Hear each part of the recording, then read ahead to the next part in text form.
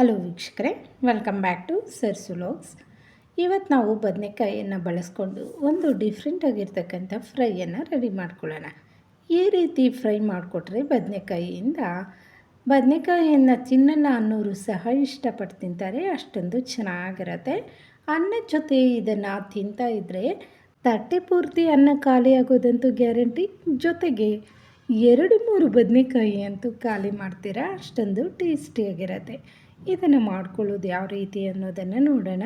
ಬದನೆಕಾಯಿಯನ್ನು cut ಮಾಡೋದಕ್ಕಿಂತ ಮೊದಲು ಅರ್ಧ ಗಂಟೆಗಳ ಕಾಲ ಉಪ್ಪು ನೀರಲ್ಲಿ ನೆನೆಸಿಟ್ಕೊಳ್ಳೋಣ.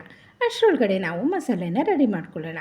ಮಸಾಲೆಗೆ ನಾನಿಲ್ಲಿ ಒಂದು 4 ಸ್ಪೂನಷ್ಟು ಬಿಳಿ ಎಳ್ಳನ್ನು ಹುರಿದು ಸೇರಿಸ್ಕೊಂಡಿದ್ದೀನಿ.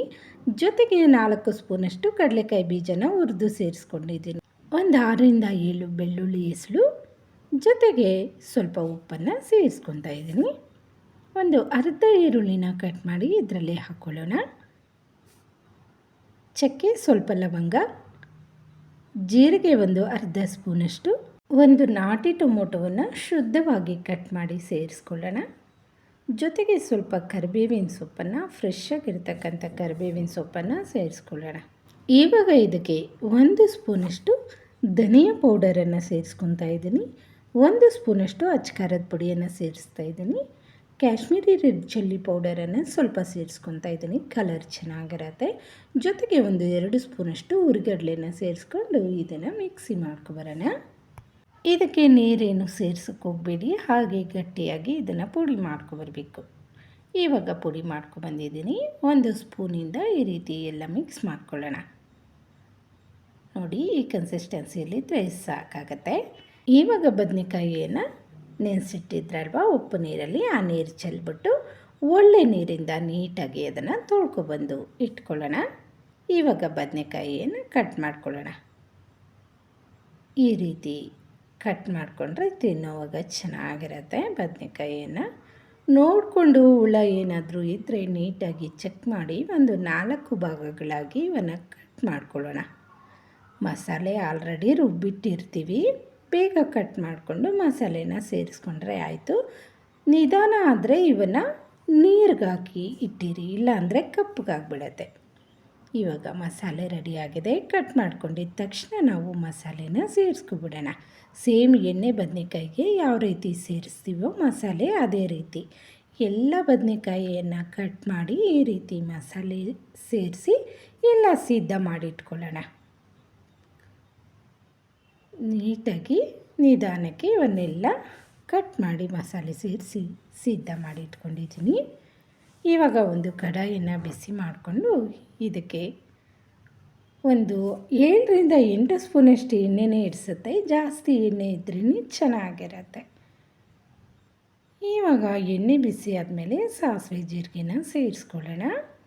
ಸಾಸಿವೆ ಜೀರಿಗೆ ಚಿಟಪಟ ಅಂದಮೇಲೆ ಇದಕ್ಕೆ ಮೀಡಿಯಮ್ ಸೈಜ್ ಇರ್ತಕ್ಕಂಥ ಒಂದು ಈರುಳ್ಳಿ, ಜೊತೆಗೆ ಕರಿಬೇವಿನ ಸೊಪ್ಪು ಎರಡನ್ನು ಸೇರಿಸಿ ಸ್ವಲ್ಪ ಹೊತ್ತು ಫ್ರೈ ಮಾಡ್ಕೊಂಡ ನಂತರ ನಾವು ಬದನೆಕಾಯಿಗಳನ್ನು ಸೇರಿಸ್ಕೊಬಿಡೋಣ. ಒಂದೊಂದಾಗಿ ಈ ರೀತಿ ಬದನೆಕಾಯಿಯನ್ನು ಸೇರಿಸ್ಕೊಂಡು ಎಣ್ಣೆಯಲ್ಲಿ ಇದನ್ನು ಚೆನ್ನಾಗಿ ಬೇಯಿಸ್ಕೋಬೇಕು. ಒಂದು ಮುಚ್ಚಳ ಮುಚ್ಚಿ ಇವನ್ನು ಒಂದು 6-7 ನಿಮಿಷಗಳ ಕಾಲ ಫ್ರೈ ಮಾಡ್ಕೋಬೇಕು. ಇವಾಗ ಇದನ್ನು ಉಲ್ಟಾ ಮಾಡಿಕೊಂಡು ಇನ್ನೊಂದು ಕಡೆನೂ ಚೆನ್ನಾಗಿ ಫ್ರೈ ಮಾಡ್ಕೊಳ್ಳೋಣ. ಒಂದು ಕಡೆ ಸಾಫ್ಟಾಗಿ ಬೆಂದಿದೆ.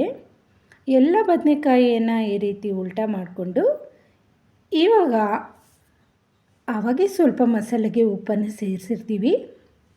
ಒಂಚೂರು ಉಪ್ಪು ಹಿಡಿಸುತ್ತೆ, ಅದರಿಂದ ಬದನೆಕಾಯಿ ಮೇಲೆ ಸ್ವಲ್ಪ ಪುಡಿ ಉಪ್ಪನ್ನು ಸೇರಿಸ್ಕೊಂಡು ನಂತರ ನಾನು ಇದಕ್ಕೆ ಉಳಿದಿರ್ತಕ್ಕಂಥ ಮಸಾಲೆ ಎಲ್ಲ ಬದನೆಕಾಯಿ ಮೇಲೆ ಸೇರಿಸ್ಕೊಂಡು ಮಸಾಲೆ ಎಲ್ಲ ಬದನೆಕಾಯಿಗೆ ಹಿಡಿಯೋ ರೀತಿ ಇದನ್ನು ಕಲಿಸ್ಕೊಂಡು ಮುಚ್ಚಳ ಮುಚ್ಚಿ ಒಂದು 10 ನಿಮಿಷಗಳ ಕಾಲ ಬೇಯಿಸ್ಕೋಬೇಕು. ಸಾಫ್ಟಾಗಿ ಚೆನ್ನಾಗಿ ಬೇಯುತ್ತೆ. ಮಸಾಲೆ ಒಳಗಡೆ ಎಲ್ಲ ಇರುತ್ತಲ್ವ, ಅದೆಲ್ಲ ಚೆನ್ನಾಗಿ ಬದನೆಕಾಯಿಗೆ ಹಿಡಿಯುತ್ತೆ. ನೀವು ಮಸಾಲೆಗೆ ಉಪ್ಪು ಜಾಸ್ತಿ ಹಾಕ್ಕೊಂಡಿದ್ರೆ ಇಲ್ಲೇನು ಸೇರಿಸೋ ಅವಶ್ಯಕತೆ ಇರಲ್ಲ. ನಾನು ಮಸಾಲೆ ಟೇಸ್ಟ್ ನೋಡಿದಾಗ ಉಪ್ಪು ಸ್ವಲ್ಪ ಕಡಿಮೆ ಇತ್ತು, ಅದಕ್ಕೆ ಸೇರಿಸ್ಕೊಂಡೆ ಪುಡಿ ಉಪ್ಪು. ಇವಾಗ ಮುಚ್ಚಳ ಮುಚ್ಚಿ ಇದನ್ನು ಒಂದು 6-7 ನಿಮಿಷಗಳ ಕಾಲ ಚೆನ್ನಾಗಿ ಬೇಯಿಸ್ಕೊಬಿಡೋಣ. ಇವಾಗ ನೋಡಿ, ಎಣ್ಣೆ ಎಲ್ಲ ಮೇಲೆ ಬಂದಿದೆ. ಇವಾಗ ಒಂದು 4-5 ಸ್ಪೂನಷ್ಟು ನೀರನ್ನು ಸೇರಿಸ್ಕೊಂಡು ಹಾಗೆ ಕುದಿಯೋಕ್ಕೆ ಬಿಡೋಣ. ನೀರೆಲ್ಲ ಚೆನ್ನಾಗಿ ಡ್ರೈ ಆಗೋಗಿದೆ, ಎಣ್ಣೆ ಎಲ್ಲ ಮೇಲೆ ಬಂದಿದೆ. ಇವಾಗ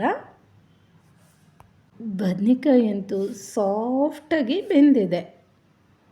ಈ ವಿಧಾನದಲ್ಲಿ ನೀವು ಒಮ್ಮೆ ಬದನೆಕಾಯಿ ಫ್ರೈಯನ್ನು ಮಾಡಿದ್ದೀರಾ ಅಂದರೆ ಪ್ರತಿಯೊಬ್ಬರೂ ಇಷ್ಟಪಟ್ಟು ತಿಂತಾರೆ. ಇವಾಗ ಇದನ್ನು ಉಲ್ಟಾ ಮಾಡ್ಕೊಳ್ಳೋಣ. ಎರಡು ಕಡೆ ಚೆನ್ನಾಗಿ ಇದು ಫ್ರೈ ಆಗಬೇಕು. ಒಳಗಡೆ ಇರ್ತಕ್ಕಂಥ ಮಸಾಲೆ ಎಲ್ಲ ಬದನೆಕಾಯಿಗೆ ಚೆನ್ನಾಗಿ ಹಿಡಿದ್ರೇ ಟೇಸ್ಟು ಚೆನ್ನಾಗಿರತ್ತೆ. ಈ ರೀತಿಯಾಗಿ ನಾವು ಬದನೆಕಾಯಿಯನ್ನು ಫ್ರೈ ಮಾಡಿಕೊಂಡ್ರೆ ಚಪಾತಿ ಒಟ್ಟಿಗೆನೂ ಇದು ಚೆನ್ನಾಗಿರತ್ತೆ. ಜೊತೆಗೆ ಅಕ್ಕಿ ರೊಟ್ಟಿಗೆ ಇದು ಸೂಪರ್ ಕಾಂಬಿನೇಷನ್ ಅಂತ ಹೇಳ್ಬಹುದು. ವೈಟ್ ರೈಸ್ಗಂತೂ ತುಂಬ ಚೆನ್ನಾಗಿರತ್ತೆ. ಎರಡು ಕಡೆ ಚೆನ್ನಾಗಿ ಮಿಕ್ಸ್ ಮಾಡ್ಕೊಂಡ ನಂತರ ಇವಾಗ ನಾವು ಸ್ವಲ್ಪ ಹೊತ್ತು ಮುಚ್ಚಳ ಮುಚ್ಚಿ ಹಾಗೆ ಬಿಡೋಣ. ಇವಾಗ ಚೆನ್ನಾಗಿ ಬೆಂದೋಗಿರುತ್ತೆ, ಬದನೆಕಾಯಿ ಸಾಫ್ಟ್ ಆಗಿಬಿಟ್ಟಿರುತ್ತೆ, ಮಸಾಲೆ ಎಲ್ಲ ಚೆನ್ನಾಗಿ ಹಿಡ್ದಿರುತ್ತೆ ಬದನೆಕಾಯಿಗೆ. ನೋಡ್ತಾ ಇದ್ದೀರಲ್ವ, ಡ್ರೈ ಆಗಿಬಿಟ್ಟಿದೆ. ಇವಾಗ ನಾವು ಇದಕ್ಕೆ ಕೊತ್ತಂಬರಿ ಸೊಪ್ಪನ್ನು ಸೇರಿಸ್ಕೊಂಡು ಸರ್ವ್ ಮಾಡ್ಕೋಬಹುದು. ರೆಡಿ ಆಯಿತು ಬದನೆಕಾಯಿ ಫ್ರೈ. ನೀವು ಯಾವಾಗೂ ಬದನೆಕಾಯಿಯಿಂದ ಹಲವಾರು ರೆಸಿಪಿಗಳನ್ನು ಮಾಡ್ತಾಯಿರ್ತೀರ. ಈ ವಿಧಾನದಲ್ಲಿ ಒಮ್ಮೆ ಬದನೆಕಾಯಿ ಫ್ರೈಯನ್ನು ರೆಡಿ ಮಾಡ್ಕೊಳ್ಳಿ. ಟೇಸ್ಟ್ ಹೇಗಿತ್ತು ಅಂತ ನನಗೆ ಕಮೆಂಟ್ ಮಾಡೋದನ್ನು ಮರಿಬೇಡಿ. ನಿಜ ಹೇಳ್ತೀನಿ, ಪ್ರತಿಯೊಬ್ಬರು ಸಹ ಇಷ್ಟಪಟ್ಟು ತಿಂತಾರೆ. ಇದರಲ್ಲಿ ಹಾಕಿರ್ತಕ್ಕಂಥ ಮಸಾಲೆ ಅಂತೂ ನಾಲಿಗೆಗೆ ಒಂದು ಹೊಸ ರುಚಿಯನ್ನು ತಂದುಕೊಡುತ್ತೆ ಅಂತ ಹೇಳಬಹುದು.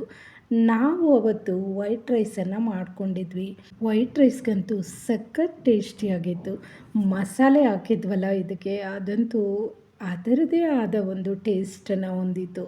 ಬದನೆಕಾಯಿ ಅಂತೂ ಬಾಯಲ್ಲಿಟ್ಟರೆ ಹಾಗೆ ಕರಗೋಗ್ತಾರ ಇತ್ತು. ಇದನ್ನು 1-2 ದಿನಗಳ ಕಾಲ ಆಚೆ ಇಟ್ಕೊಂಡು ತಿನ್ನಬಹುದು, ಏನೂ ಆಗೋದಿಲ್ಲ. ಬರೀ ಎಣ್ಣೆ ಹಾಕಿ ಫ್ರೈ ಮಾಡಿಟ್ಟಿರ್ತೀವಲ್ವ, ಅಷ್ಟೇ ಇಲ್ಲ.